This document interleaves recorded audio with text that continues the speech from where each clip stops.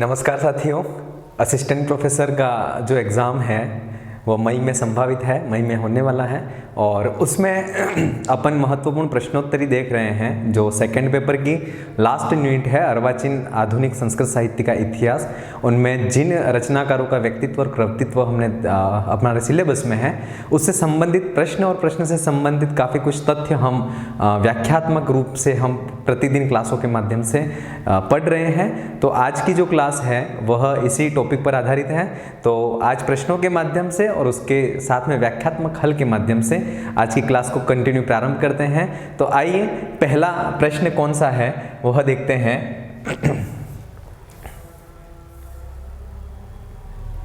पहला प्रश्न बहुत ही अच्छा प्रश्न है और प्रश्न ये है कि निगम महाखंडस्य भागः अस्ति। निगम महाखंड का भाग कौन सा है? सबसे पहली बात करें तो निगम और ये चीज़ें क्या हैं, तो सबसे पहली बात करें एक मधुसूदन ओझा साहब हैं। मधुसूदन ओझा, इन्होंने अपनी समस्त रचनाएं 288 इनकी रचनाएं हैं और समस्त रचनाओं को इन्होंने दो भागों में बांटा है। एक तो है निगम महाखंड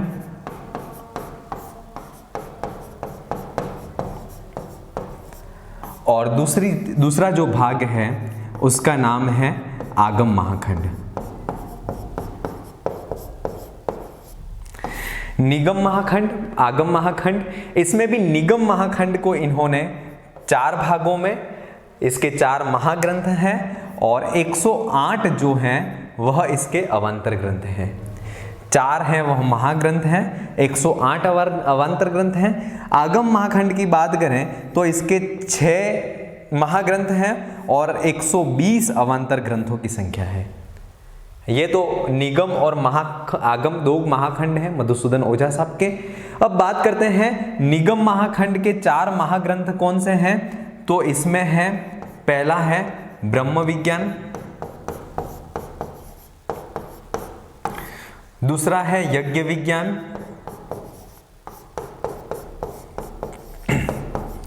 तीसरा है पुराण समीक्षा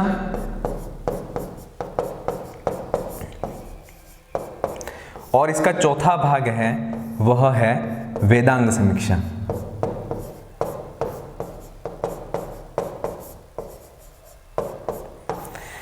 ब्रह्म विज्ञान, यज्ञ विज्ञान, पुराण समीक्षा और वेदांग समीक्षा, ये जो है वह निगम महाखंड के 4 महाग्रंथ हैं। तो इसमें से पूछा गया है कि निगम महाखंड का भाग कौन सा है।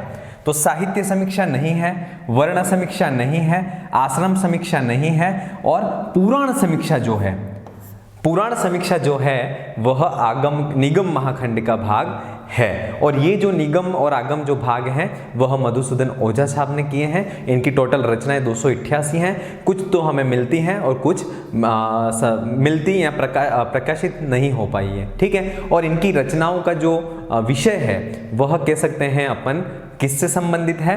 तो ये जो है वह वैदिक विषय से संबंधित इनकी समस्त रचनाएं हैं, इसलिए इन्हें वैदिक विज्ञान विशारद और व्याख्यान चक्रवर्ती भी कहा गया है। और ये सारी जो हैं इनकी यह उपाधियां हैं। तो इस प्रकार से ये मधुसूदन ओझा साहब से संबंधित कुछ बातें हुई। अगला प्रश्न है, उसमें देखते हैं कि क्या प्रश्न है। प्रश्न है संस्कृत कथा कुंजम ग्रंथे आहत्य कथी कथा सन्ति। संस्कृत कथा कुंज एक रचना है जिसमें बहुत सारी शठे शाठ्यम, धूर्त पुरोहित, ऐसी बहुत सारी कथाओं का संकलन है इसमें। और ये किसकी रचना है तो बात करते हैं, ये जो रचना है वह है गणेश राम शर्मा जी की रचना है। ये जो रचना है वह है गणेश राम शर्मा जी की रचना है। सबसे पहली बात तो की कर दी। इसमें इनको कथाकार के नाम से जाना जाता है। इनको कथाकार के नाम से ये प्रसिद्ध हैं और ये कथाकार के नाम से इसलिए प्रसिद्ध हैं क्योंकि इन्होंने संस्कृत कथा कुंजम जो है वह ग्रंथ लिखा है और इसके 2 भाग हैं। इसके 2 भाग हैं। प्रथम भाग जो है उसमें कुल कथाएं जो हैं वह कितनी हैं, तो 20 कथाएं हैं। 20 कथाएं हैं जो कि राजस्थान संस्कृत साहित्य अकादमी,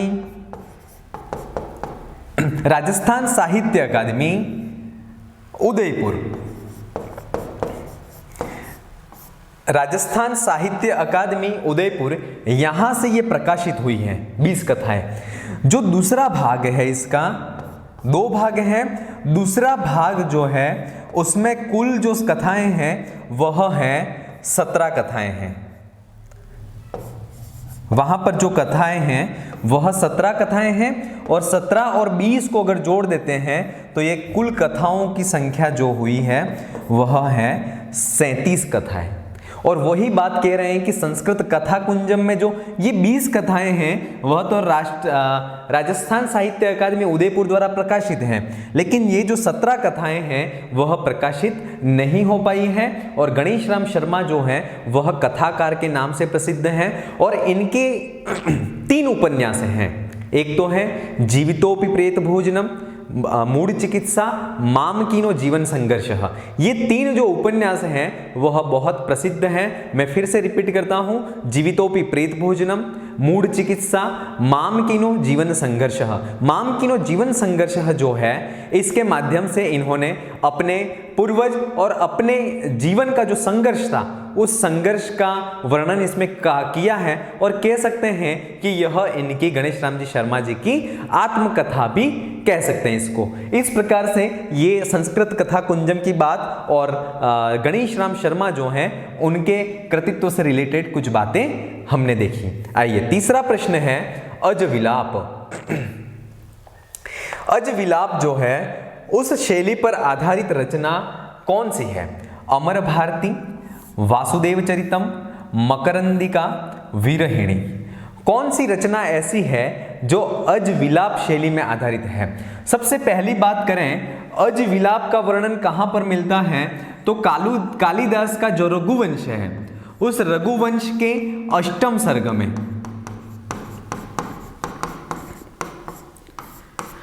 उस रघुवंश के 8वें सर्ग में अजविलाप मिलता है और उसी शैली पर आधारित जो रचना है उस रचना का नाम है वीरहिणी। उस रचना का नाम है वीरहिणी और इसकी जो रचयिता हैं वह हैं जगदीश चंद्र आचार्य।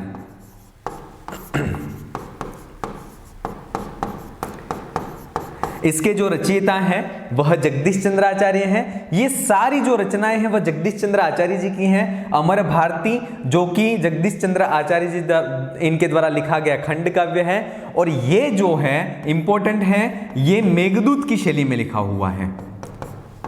मेघदूत की शैली में लिखा हुआ है अमर भारती।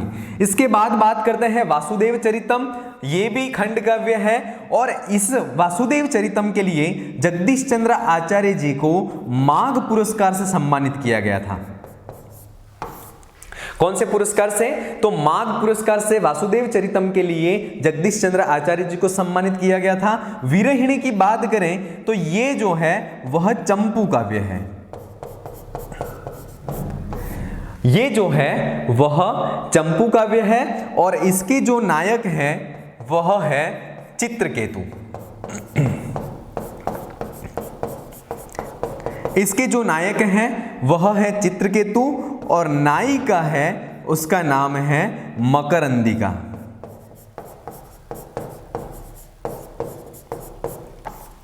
नायिका का नाम है मकरंदिका और चित्रकेतु और मकरंदिका इन दोनों के प्रणय प्रेम का वर्णन जो है वह मकरंदिका में है।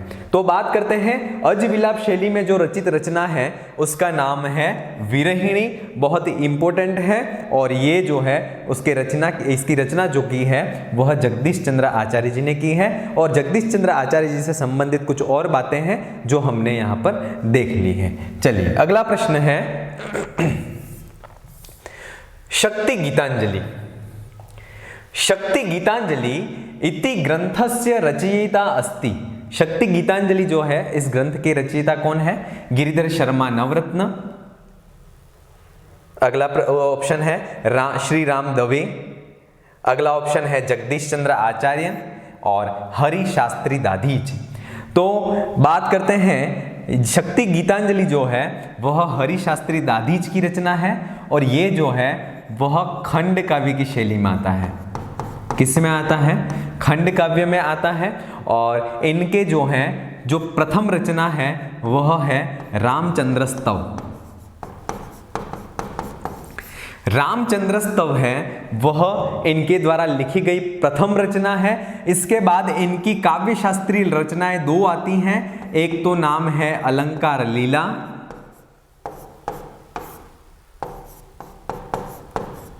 और दूसरी रचना का नाम है अलंकार कौतुकम।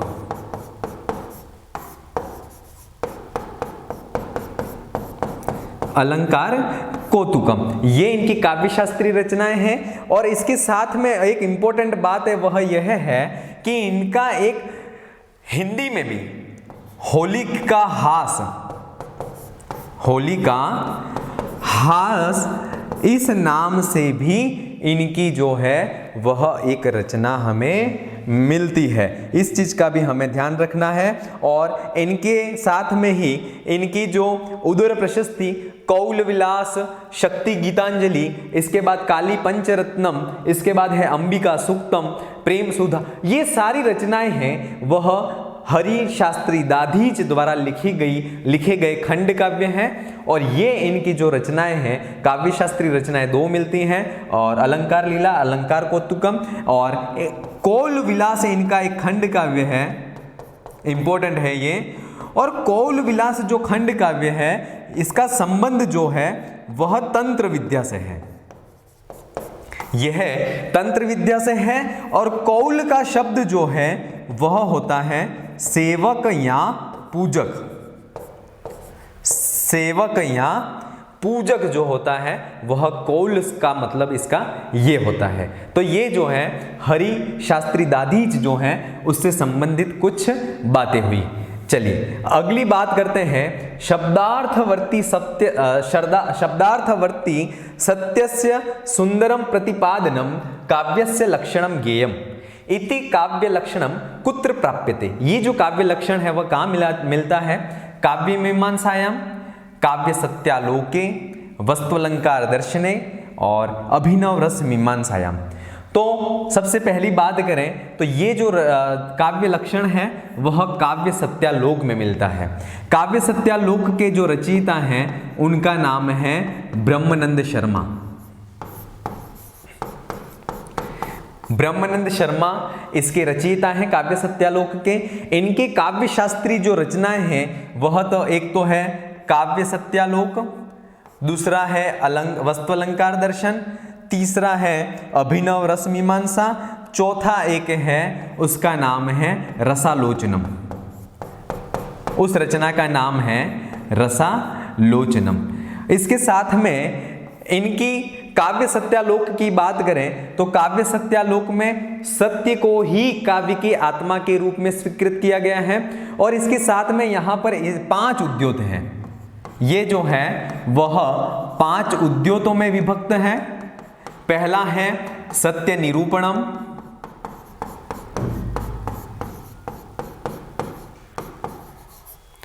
दूसरा है धर्म सूक्ष्मताधान,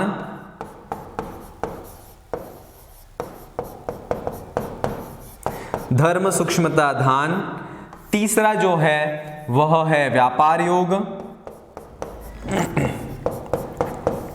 चौथा जो है वह भाव योग,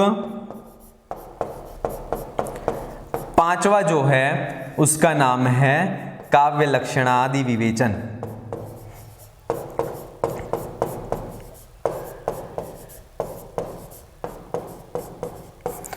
काव्य लक्षणादि विवेचन, ये जो है वह काव्य सत्यालोक की बात थी और ये 5 उद्योतों में विभक्त है। और ये सारी जो बातें हैं वह ब्रह्मानंद शर्मा से रिलेटेड हैं। और एक इम्पोर्टेंट बात ये है वह ये है कि ब्रह्मानंद शर्मा जो हैं इन्होंने कुछ खंड काव्य लिखे हैं, जैसे कि जंबेश्वर दर्शनम, गंगोदय काव्यम, इस प्रकार से जो इन्होंने कुछ खंड काव्य भी लिखे हैं। चलिए ये इनकी जो काव्य शास्त्रीय रचनाएं हैं उससे रिलेटेड कुछ बातें हुई। आगे अपन बढ़ते हैं 6वें क्वेश्चन की तरफ। पंडित मधुसूदन ओझा, पंडित मधुसूदन ओझा वेद पीठ कुत्र स्थापितः? जोधपुर नगरे, जयपुर नगरे, अजमेर नगरे, उदयपुर नगरे। तो इसका सही आंसर होगा वह होगा जयपुर नगरे। और मधुसूदन ओझा शोध प्रकोष्ठ, इसकी बात करें, मधुसूदन ओझा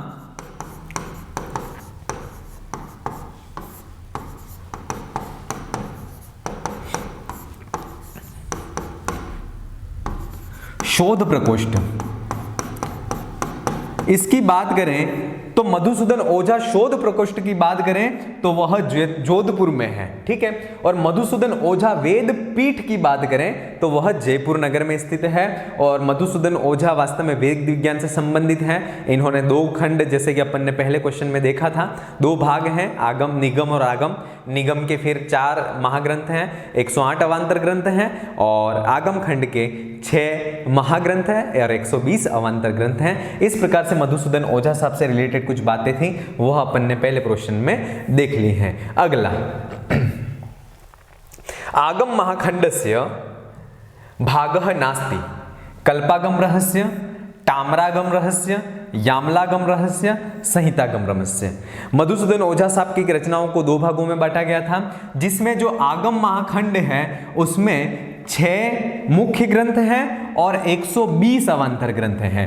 और 6 मुख्य ग्रंथों में एक तो है कल्पागम रहस्य, दूसरा जो है वह यामलागम रहस्य, तीसरा जो है वह संहितागम रहस्य, चौथा जो है वह है डामरागम रहस्य,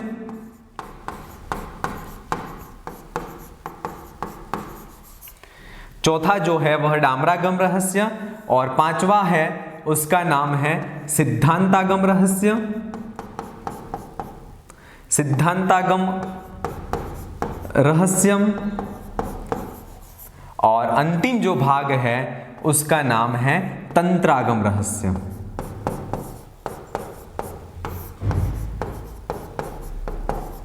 ये जो है वह आगम महाखंड के भाग हैं। अब इसमें पूछा गया है कि आगम महाखंड का कौन सा भाग नहीं है, तो इसका जो विकल्प 2 है ताम्रागम रहस्य, ये इसका भाग नहीं है। बाकी ये 6 ग्रंथ जो हैं वह हमने देखे। इसके बाद एक बात मैं कहूँगा, इसमें बहुत से ग्रंथ समीक्षा से संबंधित हैं, वह उनका जो क्रम है उसको भी हमें याद कर लेना है। और ये सारी चीज़ें हमारे एप्लीकेशन पे अवेलेबल हैं, नोट्स अवेलेबल हैं, शॉर्ट ट्रिक्स अवेलेबल है, वहाँ पर आप जा करके इसको पढ़ सकते हैं। तो ये जो है कुछ इनकी रचनाएं वाद से संबंधित हैं, तो वो वादों से संबंधित रचनाएं जो हैं उसको भी हमें ध्यान में रखना है। अगला प्रश्न, आयुर्वेद भूषण इत्य उपाधिना विभूषितम कवि अस्ति। आयुर्वेद भूषण इस उपाधि से कौन से कवि जो हैं वह जाने जाते हैं? तो इससे आयुर्वेद भूषण गिरिधर शर्मा नवरत्न, गिरिधर शर्मा चतुर्वेदी, हरि शास्त्री दाधीच, गणेश राम शर्मा।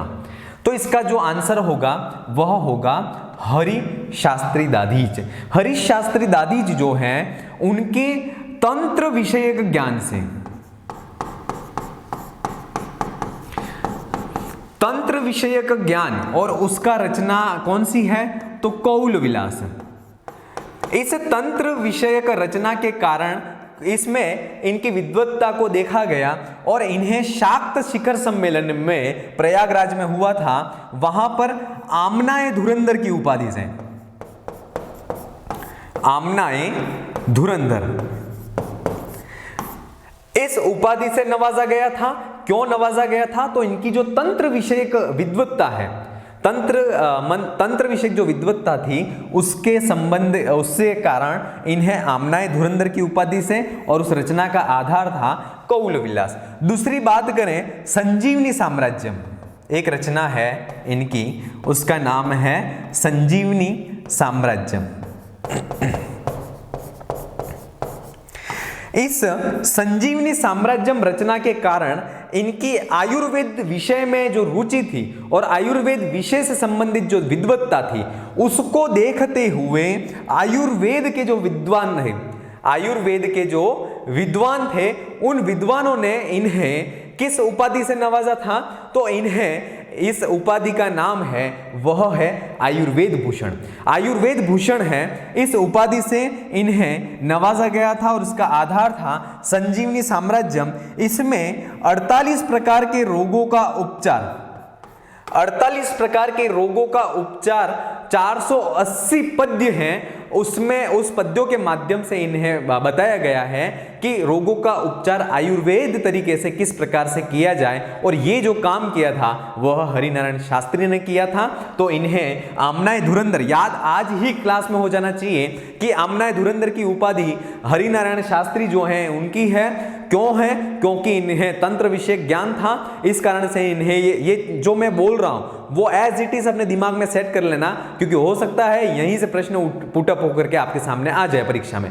और संजीवनी साम्राज्य में इनकी रचना आयुर्वेद से संबंधित है। आयुर्वेद का ज्ञान जो है उस ज्ञान को देखते हुए इन्हें, आयुर्वेद के विद्वान थे, उन विद्वानों ने इन्हें आयुर्वेद भूषण की उपाधि से नवाजा गया था। और ये जो बात कर रहे थे वह हरिनारायण शास्त्री की बात अपन कर रहे थे। चलिए अगला प्रश्न,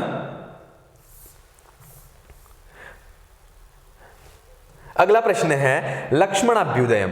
लक्ष्मणाभ्युदयम् इति काव्यस्य रचनाकारो अस्ति। इस काव्य के रचनाकार कौन है? पंडित मधुसूदन ओझा, पंडित दुर्गा प्रसाद द्विवेदी, पंडित गणेश राम शर्मा, पंडित गिरिधर शर्मा नवरत्न। तो इसका सही उत्तर आंसर होगा वह होगा पंडित गणेश राम शर्मा। पंडित गणेश राम शर्मा जो हैं उनकी बात करें तो ये डूंगरपुर के निवासी थे। कहाँ के निवासी थे? डूंगरपुर, राजस्थान का जो दक्षिणी अंचल है डूंगरपुर, वहां के निवासी थे। और इनका जो आश्रय था, इनके जिनका राजराश्रय में रह रहे थे, उनका नाम था लक्ष्मण सिंह। उनका नाम था लक्ष्मण सिंह। और इन्होंने लक्ष्मण सिंह के जीवन चरित्र पर आधार बना करके 111 पद्यों के माध्यम से 111 पद्यों के माध्यम से लक्ष्मण सिंह का जो जीवन चरित्र था, लक्ष्मण सिंह जी का जो जीवन चरित्र था, उस जीवन चरित्र को इन्होंने दर्शाया है लक्ष्मणाभ्युदयम्। इसके साथ में ही इन्होंने एक लाक्षणिक प्रशस्ति भी लिखा है, लाक्षणिक प्रशस्ति ये भी लिखा है, मोहनाभ्युदयम्। और इसके बाद कुंतु सागर अभिनंदनम और महिष मर्दिनी स्तुति, ऐसे बहुत से खंड काव्य जो हैं वह गणेश राम शर्मा जी ने लिखे हैं। ये कथाकार के रूप में प्रसिद्ध थे। इसके बाद बात करें, इनके 3 उपन्यास भी थे जो कि अपन ने देखे हैं, जीवितोपि प्रेत भोजनम, मूढ़ चिकित्सा, माम कीनो, जीवन संघर्ष।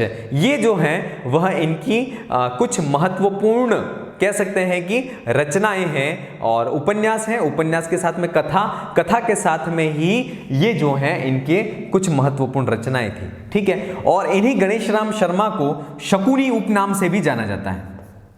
इन्हें शकुनी उपनाम से भी जाना जाता है क्योंकि इन्हें ज्योतिष शास्त्र का कुछ विशेष ज्ञान था, इस कारण से इन्हें शकुनी नाम से भी जाना जाता है। अगला प्रश्न,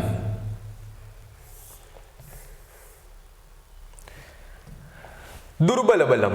प्रश्न बहुत अच्छा है और प्रश्न है यह है कि दुर्बल बलम इति नाटकस्य नायकः अस्ति।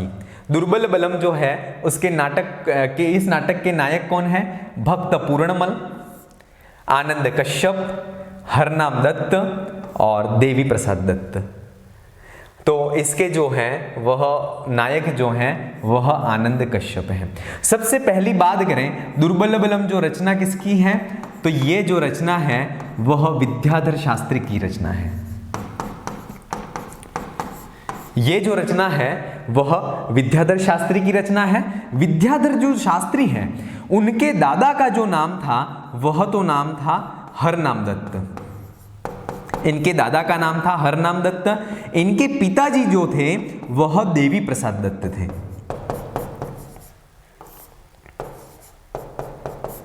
इनके जो पिताजी थे वह देवी प्रसाद दत्त थे। और हरनाम दत्त जो हैं इनको आधार बना करके इन्होंने हरनामामृतम नाम से एक महाकाव्य लिखा जिसमें सर्गों की संख्या जो थी वह थे 16 सर्ग थे। कितने सर्ग थे? 16 सर्ग थे। और देवी प्रसाद जो इनके पापा थे, इन देवी प्रसाद जी के इनको आधार बना करके, इनके पिताजी जो थे, इन पिताजी को आधार बना करके इन्होंने जो काव्य लिखा है, उस काव्य का, महाकाव्य का नाम है, उसका नाम है विश्व मानवीयम। उस काव्य का नाम है विश्व मानवीयम, और उसमें जो सर्गों की संख्या है वह है 9 सर्ग हैं। और इसमें जो है वह इनके पिताजी,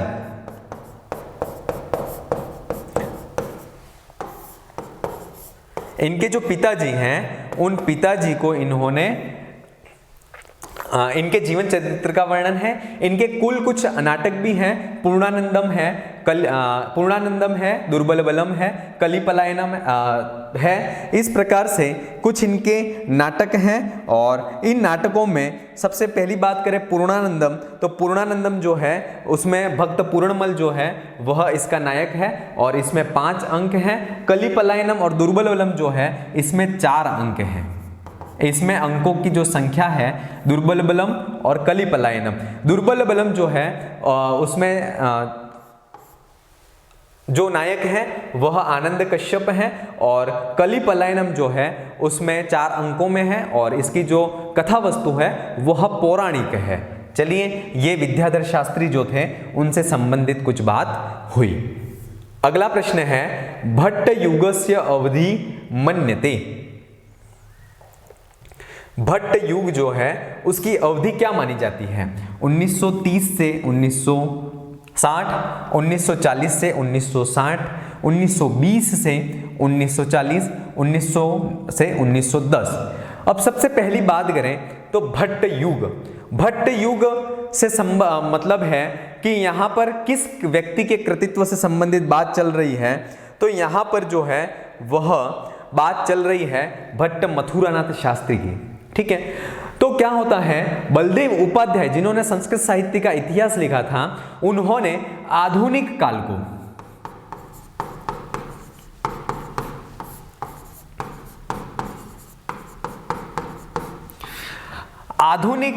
को 3 भागों में बांटा था और उसमें जो तीसरा भाग था उसको नाम दिया था भट्ट युग। और उस भट्ट युग की जो संज्ञा है, अवधि बताई थी उन्होंने, वह 1930 से 1960 के बीच में बताई थी, क्योंकि मथुरानाथ जो शास्त्री थे उनका जो साहित्य का सृजन है वह हो सकता है इसी अवधि के दौरान हुआ होगा। इसलिए इन्होंने, बलदेव उपाध्याय जो हैं, उन्होंने भट्ट युग की जो अवधि है वह 1930 से 1960 के बीच में मानी है। चलिए, अगला प्रश्न है वह देखते हैं, उर्दू गजल गीतस्य संस्कृत भाषायां रूपांतरणम केन कृतम। ये चीज, उर्दू गजल गीत जो थे उनका संस्कृत भाषा में रूपांतरण किसने किया था? विद्याधर शास्त्रीणा, नवल किशोर कांकरेण, गणेश राम शर्मणा, भट्ट मथुरानाथ शास्त्रीणा। तो भट्ट मथुरानाथ शास्त्री जो हैं इसका सही आंसर है, क्योंकि भट्ट मथुरानाथ शास्त्री हैं, उन्होंने वास्तव में संस्कृत के क्षेत्र में एक नवीन विधा का प्रारंभ किया था। और नवीन विधा ये थी कि जो दूसरी भाषाओं के जो भी छंद थे, जैसे उर्दू भाषा में गजल प्रसिद्ध है और सवैया आदि भी जो प्रसिद्ध हैं, उन सारी चीजों को संस्कृत में रूपांतरण किया। तो जो उर्दू गजल गीत है, उस उर्दू गजल गीत का बेहर छंद में एक नए छंद का आविष्कार किया, उसका नाम था बेहर। और बेहर छंद का प्रयोग करके इन्होंने उर्दू गजल गीतों को संस्कृत भाषा में रूपांतरण किया और ये अपने आप में उस समय में एक नवीन विधा के रूप में संस्कृत जगत के सामने प्रस्तुत हुआ। तो इसलिए उर्दू गजल गीत का संस्कृत भाषा में जो रूपांतरण किया था वह भट्ट मथुरानाथ शास्त्री ने किया था। भट्ट मथुरानाथ शास्त्री की बात करें तो ये मंजूनाथ उपनाम से भी जाने जाते हैं। इनकी एक रेडियो रूपक प्रसिद्ध है जो कि बहुत प्रसिद्ध हुआ संस्कृत जगत में, उसका नाम था मंजुला। उसका नाम था मंजुला, और इसके साथ में ही ये वैभवत्रयी ग्रंथ के रचयिता हैं। और इनकी एक अपूर्ण वैभवत्रयी जो है उसका नाम है भारत वैभवम, जो पूर्ण नहीं हो पाई है। महर्षि कुल वैभवम एक वैभव ग्रंथ है जिसका वर्णन, जिसको लिखने वाले जो हैं वह मधुसूदन ओझा साहब हैं, ओझा हैं। और इसका जो संपादन है वह किया था गिरधर शर्मा चतुर्वेदी ने। याद रखना, इंपॉर्टेंट ग्रंथ है महर्षि कुल वैभवम, जिसके लेखक हैं वह मधुसूदन ओझा साहब हैं। चलिए अगला प्रश्न है, असत्य कथनम चिनुतः। बहुत इंपॉर्टेंट है, एक ही प्रश्न में 4 प्रश्नों को समाहित किया है हमने यहाँ पे। और पहला ऑप्शन है भग्न मनोरथा कथा ग्रंथः अस्ति, गोविंद वैभवम काव्ये 50 प्रकरणानि सन्ति, आदर्श रमणी मुगल मथुरानाथ शास्त्रिणः रचना अस्ति, रस गंगाधर ऊपरी सरला टीका लिखिता। अब 4 कथन है, तो इसमें जो है भग्न मनोरथा कथा ग्रंथ है। ये बात सही है, क्योंकि भग्न मनोरथा क्या है, श्री राम दवे जो थे इनकी 3 कथा ग्रंथ हैं। एक तो है भग्न मनोरथा,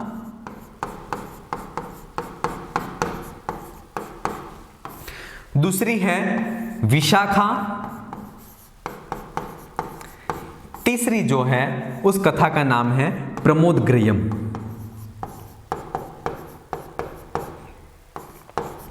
ये 3 जो कथा ग्रंथ हैं वह श्री राम दवे के हैं। ठीक है, ये चीज हमें याद होनी चाहिए। दूसरी बात करें गोविंद वैभवम काव्य, तो ये कथन तो सही है, असत्य कथन को देखना अपन को, ये कथन तो सही है। गोविंद वैभवम काव्ये 50 प्रकरणानि सन्ति। सबसे पहली बात करें, गोविंद वैभव जो रचना है वह भट्ट मथुरानाथ की शास्त्री जी की रचना है।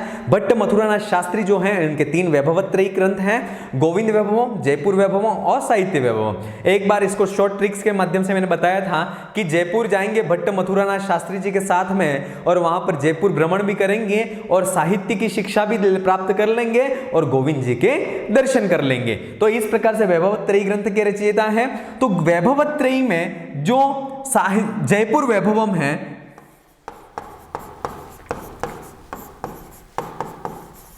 उसका जो विभाजन है वह 8 विधियों में किया है। किसमें किया है? 8 विधियों में किया है। और इसके बाद करें तो गोविंद वैभवम, गोविंद वैभवम ये जो रचना है इसका जो विभाजन है वह 49 प्रकरण में, 49 प्रकरणों में इसका विभाजन किया है। तो गोविंद वैभवम काव्य 50 प्रकरणानि सन्ति, ये जो कथन है वह असत्य है और इसका जो आंसर होगा वह ये होगा। आदर्श रमणी मथुरानाथ शास्त्री की रचना है, सही बात है, ये उपन्यास है और इस आदर्श रमणी पर जो है वह बंगाली प्रभाव देखा जाता है। और रस गंगाधर ऊपरी सरला टीका लिखिता, ये बात भी सही है क्योंकि इन्होंने 3 टीका ग्रंथ लिखे हैं मथुरानाथ शास्त्री ने। उसमें चषक टीका लिखी है, कादम्बरी पे लिखी है, रस गंगाधर पर सरला टीका लिखी है और ईश्वर विलास जो काव्य महाकाव्य है उस पे विलासिनी टीका लिखी है, जिसके ईश्वर विलास जो काव्य महाकाव्य है उसके रचयिता जो है वह कृष्ण भट्ट हैं। ये कुछ बहुत ही इंपॉर्टेंट फैक्ट हैं और इसको आप याद कर लेना। ये एक बार मैं फिर कहूंगा, राम दवे, ये जो है राम दवे की जो कथा ग्रंथ है भग्न मनोरथा, विशाखा, प्रमोदग्रयम आज ही याद हो जाने चाहिए। कथा ग्रंथ राम दवे के भग्न मनोरथा, विशाखा, प्रमोदग्रयम, ये जो है वह कथा ग्रंथ हैं। चलिए अगला प्रश्न, ये भी बहुत इंपॉर्टेंट प्रश्न है, बहुत अच्छा प्रश्न है और एक ही प्रश्न में बहुत सारे क्वेश्चनों को यहां पे पूछा गया। माघ पुरस्कारेण सम्मानितः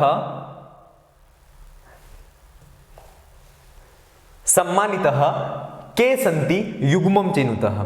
इसमें उस युग्म का चयन करना है जिसमें माघ पुरस्कार से सम्मानित रचनाएं हैं। तो पहला है श्री राम दवे, दूसरा है उसका नाम है हरिनारायण शास्त्री, तीसरा है जगदीश चंद्र आचार्य और नवल किशोर कांकर। अब इसमें हमें यह पता होना चाहिए कि माघ पुरस्कार किन किन को मिला है और किस रचना के लिए मिला है। सारी हमने पीडीएफ के माध्यम से हमने एप्लीकेशन में अपलोड किया है मैटर कि किस रचना के लिए कौन सा पुरस्कार मिला है और किस उपाधि को कौन से कवि ने किस रचना के लिए प्राप्त किया। ये सारी चीजें हमने वहां पर मेंशन की हैं और ट्रिक्स के माध्यम से वहां पर बताया भी है। अब यहां पे बात करते हैं श्री राम दवे। श्री राम दवे को सबसे पहली बात मार्क पुरस्कार प्राप्त था, तो हाँ प्राप्त था। किस रचना के लिए था, तो ये जो था वह था, उसका नाम था कि उस रचना का नाम था भृत्याभरणम। भृत्याभरणम ये जो है इस रचना के कारण इन्हें माघ पुरस्कार प्राप्त था। इसके बाद हरिनारायण शास्त्री को माघ पुरस्कार प्राप्त नहीं था। अगली बात करते हैं जगदीश चंद्र आचार्य जी, तो इन्हें वासुदेव चरितम इस रचना के लिए इन्हें माघ पुरस्कार प्राप्त था। नवल किशोर कांकर साहब जो हैं इन्हें प्रबंध गद्य माधुरी, इनकी रचना का नाम है प्रबंध गद्य माधुरी, इस रचना के लिए इन्हें माघ पुरस्कार प्राप्त था। तो विकल्प ए सी डी किसमें आ रहा है, तो ए सी डी विकल्प इसका जो 3 है वह इसका सही विकल्प है कि माघ पुरस्कार है वह श्री राम दवे को प्रत्याभरण के लिए दिया गया है, जगदीश चंद्र आचार्य जी को वासुदेव चरितम के लिए दिया गया है, नवल किशोर कांकर हैं इन्हें प्रबंध गद्य माधुरी के लिए दिया गया है। माघ पुरस्कार से संबंधित रचनाओं के प्रश्न परीक्षा में पूछे जा सकते, तो ये चीज यहीं पर अपन को क्लियर हो जानी चाहिए। अगला प्रश्न है ध्रुव सामिनी, निर्मला, गीतांजलि, इन रचनाओं का संस्कृतानुवाद किसने किया था। श्री राम दवे महोदयेन, विश्वेश्वरनाथ रेऊ महोदयेन, गिरिधर शर्मा नवरत्नेन, गणेश राम शर्मणा। ध्रुव सामिनी, निर्मला और गीतांजलि ये जो है हिंदी के बहुत अच्छी रचनाएं हैं और इनका संस्कृत अनुवाद एज इट इज जो है वह श्री राम दवे जो थे इन्होंने किया था और इन्होंने उसी नाम से संस्कृत अनुवाद किया था, कोई भी नाम में परिवर्तित नहीं किया था। इनकी 3 रचनाएं अनुदित कृतियां और मिलती हैं जिनका नाम है ब्रह्म रसायनम और इसके बाद है अकिंचन चैत्यम और यवनी नवनीतम। ये जो है ये भी इनकी अनुदित कृतियां हैं श्री राम दवे की और उनका नाम है, एक तो है ब्रह्म रसायनम,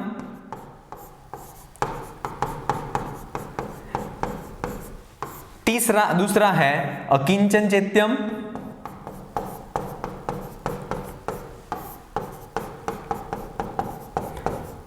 अगली रचना है उसका नाम है यवनी नवनीतम।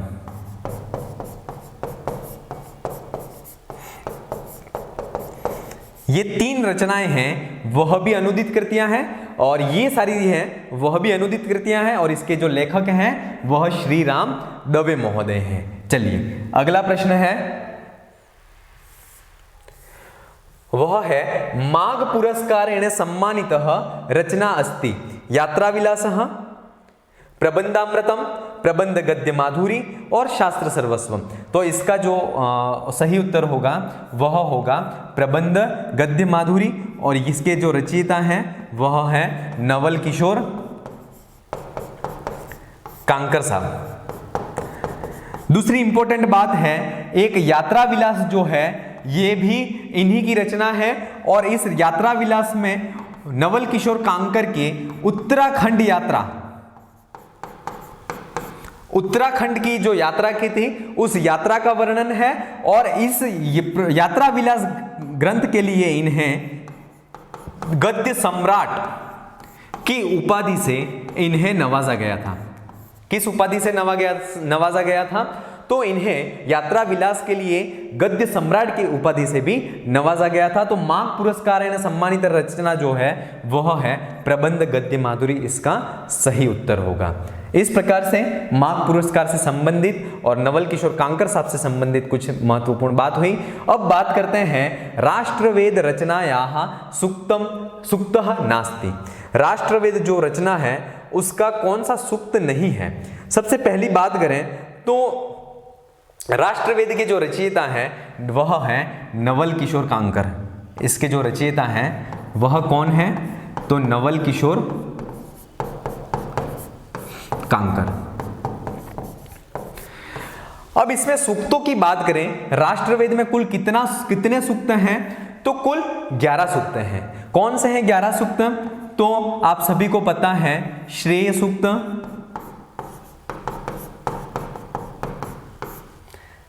गुरु सूक्त, मातृ सूक्त,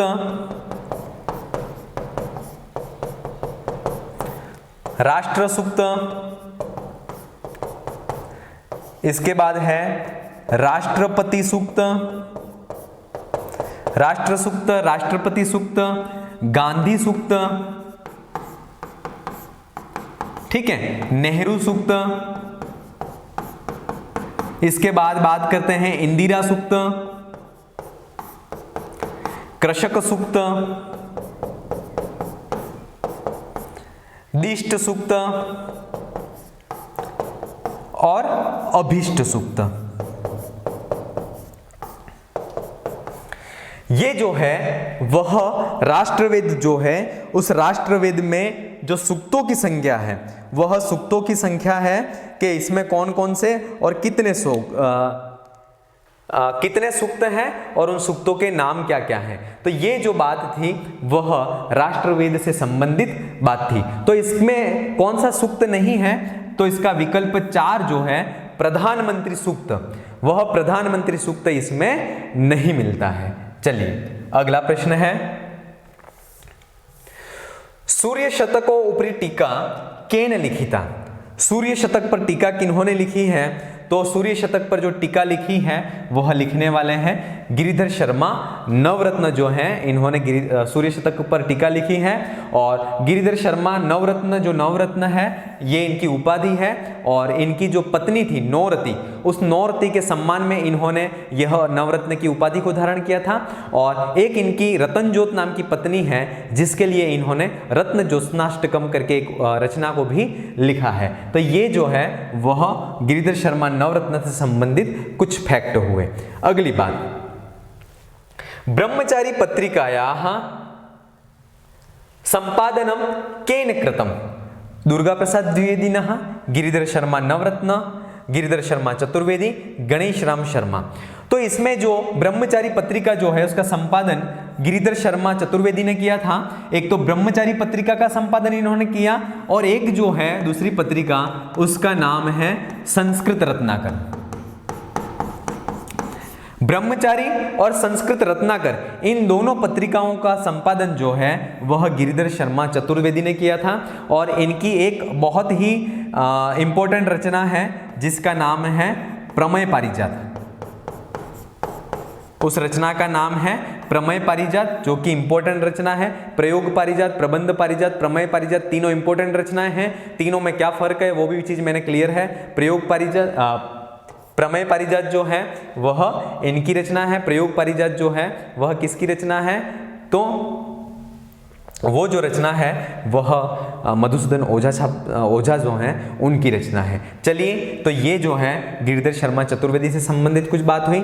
अगला प्रश्न है, लहरी काव्यत्रयी मध्ये कस्य गणना न भवति? ये इंपॉर्टेंट है। लहरी काव्यत्रयी जो है इसके जो रचयिता हैं उनका नाम है विद्याधर शास्त्री। उनका जो नाम है वह है विद्याधर शास्त्री। और उसमें एक तो आती है मत्त लहरी, लीला लहरी और वेचित्र लहरी। ये 3 ग्रंथ हैं जो लहरी काव्यत्रयी में आते हैं। मनोक लहरी जो है वह लहरी काव्यत्रयी में नहीं आती है और इसका जो सही आंसर होगा वह विकल्प 2 होगा। और विद्याधर शास्त्री जो हैं उन्होंने मत्त लहरी जो है वह उमर खयाम साहब जो हैं उनकी शैली में लिखा हुआ यह लहरी जो ग्रंथ है और ये चीज़ हमें ध्यान रखनी है। तो ये विद्याधर शास्त्री से संबंधित लहरी काव्यत्रयी रचनाएं हुई। इस प्रकार से आज की क्लास को यहीं समाप्त करते हैं। आज की क्लास के माध्यम से हमने कुल क्वेश्चनों के साथ में ही कुछ महत्वपूर्ण जो तथ्य हैं उनको भी देखा। अगली क्लास में अगले विषय के साथ में अगली यूनिट को लेकर के फिर मिलेंगे। तब तक के लिए आप अपनी पढ़ाई जो है उसको कंटिन्यू करते रहिए। धन्यवाद।